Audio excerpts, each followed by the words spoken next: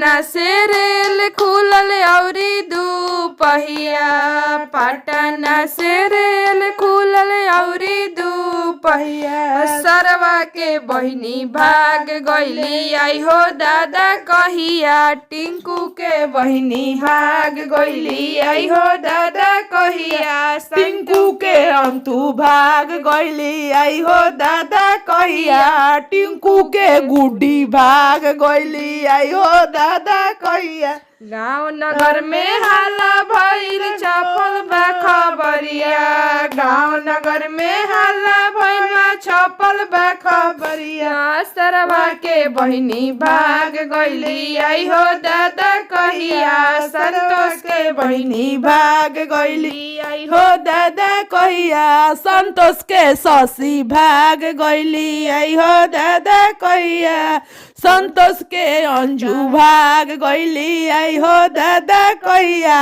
संतोष के ममता भाग गइली आई हो दादा कहिया, संतोष के सीमा भाग गइली आई हो दादा। पुलिस से दरोगा पूछे पूछे लासी पहिया, पुलिस से दरोगा पूछे पूछे लासी पहिया।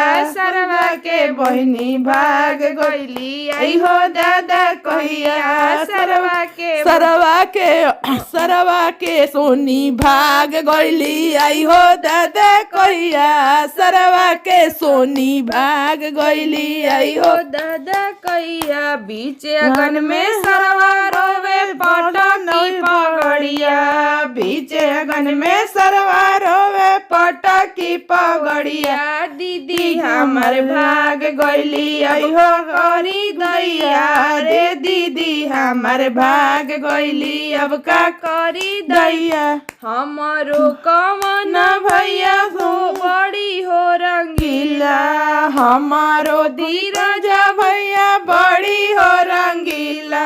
खोजे ले महलिया हमारो धीरज भैया बड़ी हो रंगीला, अजी खोजे ले महलिया। सरवा के बहिनी मिल गइली भैया जी के कोरवा, सरवा के बहिनी मिल गइली नौआ जी से जरिया, सरवा के बहिनी मिल गइली डोमवा के से जरिया। सरवा के सोनी मिल गइली धोबिया के से जरिया, सरवा के सोनी मिल गइली डोमली जी के से जरिया। पटना से रेल खुलल औरी दू पहिया, सरवा के बहिनी भाग गइली आई हो दादा कहिया, सरवा के सोनी भाग गइली आई हो दादा कहिया।